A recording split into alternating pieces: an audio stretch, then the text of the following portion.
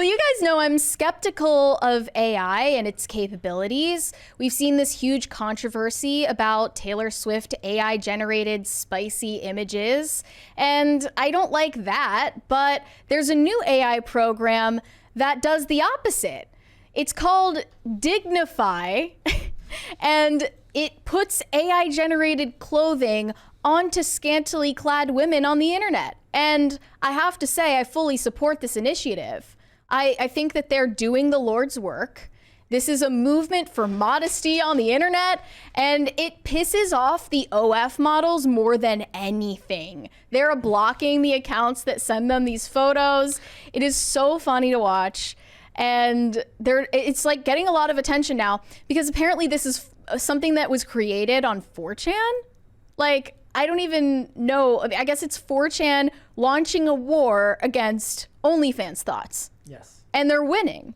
So I saw the Daily Caller covered this, and they said some internet dork is trying to reclothe beautiful women because of dignity. It's pathetic. I disagree, Daily Caller. I disagree entirely. They're giving these beautiful women the dignity that they deserve because they're putting themselves out there on the internet almost naked, and they look so much more beautiful when you're paying attention to their faces, not their bodies. So Jack Posobiec tweeted about this. He said 4chan has launched a new AI tool. Its purpose is to put clothes back on e-girls and remove tattoos. It's called Dignify. I saw some of these examples, and it does in fact remove tattoos. However, it's not exactly doing what it claims to be for. In this one instance, this girl has tattoos, and they removed the tattoos, but then it gave her like a lower cut shirt with more cleavage. So they're gonna have to work on the AI capabilities here. But for the most part, the outfits aren't even half bad. What do you think? We can look at a couple of these here. Yeah, just nothing X-rated in the before pic. These should be fine. Go to full screen here. There you go. So amazing. There you go. You know, it's still pretty tight. Like, we have some work to do, but nope, it's better than the first image. Both of them are perfectly fine, ladies. Both of them are perfectly fine. You're good. You're good. Good to know that Brett approves. I approve of the both. Before picture. I approve of both. I approve of both. See, she just looks better. She looks better. Dignify activated. This is the one I was talking about. Like, you gave her bigger boobs and more cleavage. I don't know if that's really accomplishing the modesty from the modesty perspective, but it did take off the tattoos. It kind of changed her face structure a little bit, but they can't really control that. Well, I can't see it because it's so small, but there are more on the website. It's dignify.net. It's DignifAI.net if you want to look it up for yourself. We're putting clothes on degenerate women for fun. Come join. Get in, loser. We're reclothing OnlyFans thoughts. And I went and looked at the account for Dignify, and it says in the bio, we're starting a movement. You can defeat a man, but you can't defeat an idea. There's Miley right there. Yes, they reclothed Miley Cyrus. And by the way, it's not just women that they're doing this to. Yes, we've got Elon Musk also got reclothed. Also, I'm not a huge... Post Malone. Leave Posty alone. They gave him a nice haircut. Leave Post Malone alone. He does look better with a beard, I gotta say. He does. You should leave... we do have the Elon one. The Elon one is hilarious. The infamous photo of him on the yacht. They put a suit on him, but he's still soaking wet. It's a wetsuit. Yes. Yes. We got a $20 one here from Bucky Ducky. Says, I agree with Brett. Those are both perfectly fine, but the AI one is more fine. See, we can agree on that. That's the middle ground. They also did this to Amaranth as well, taking her from wearing a slutty devil costume to just a nice conservative red dress. She looks like you could meet her at CPAC. The dress would honestly be tighter if she was at CPAC. Yeah, true.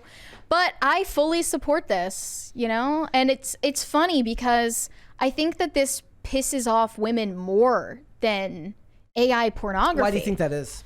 I think that what really bothers them is men are trying to control what we wear and how we present ourselves, and that means it's misogynistic. That's their point.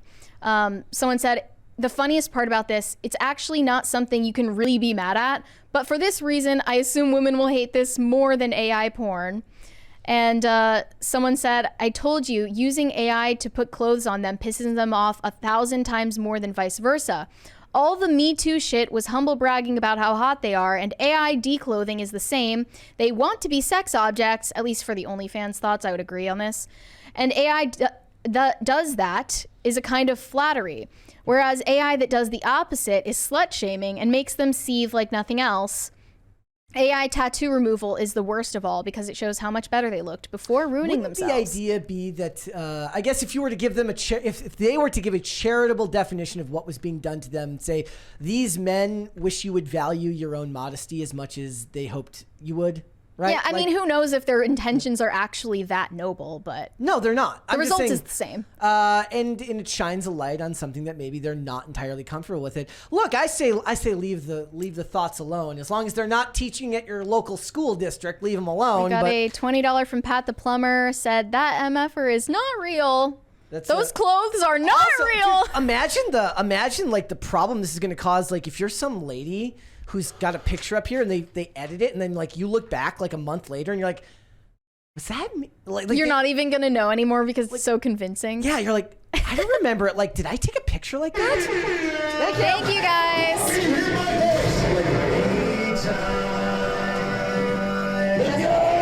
Now, some people are claiming that Dignify is not wholesome as it claims to be. And this is still a form of fetishism. Someone tweeted, every one of these AI purifying things I've seen is not pure at all. It's just more trad fetishing. Take this one. Not only did they unnecessarily perfect her teeth and smile, they made her top more low cut, breasts significantly larger, and added cleavage. This isn't wholesome. On that one particular example, I agree that it didn't do what it was aiming to do. Yeah. But for the rest of them, you really can't argue that. And it screenshots a post on 4chan that says, with the power of AI, we will clothe the Insta thoughts. We will purify them of their tattoos. We will liberate them of their piercings. We will lengthen their skirts. We will piggyback off the outrage around AI porn and commit unrelenting psychological warfare to our own ends. We will show them the lives they will never have. We will force them to gaze upon the image of true beauty, reclaimed from their own corrupted visage. We will bring decency back to the world, one seething roasty at a time. There's almost a medieval tone to this that I'm quite enjoying.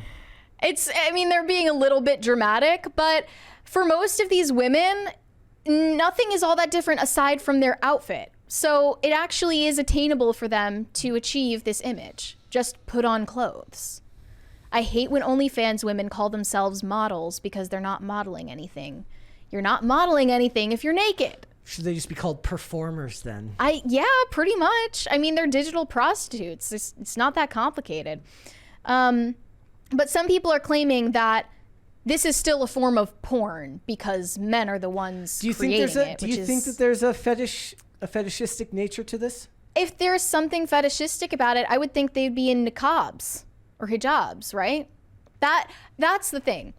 I think that, like, you know, in Sharia countries where women aren't even allowed to show their faces, obviously that's dehumanizing, and that's not a measure of modesty.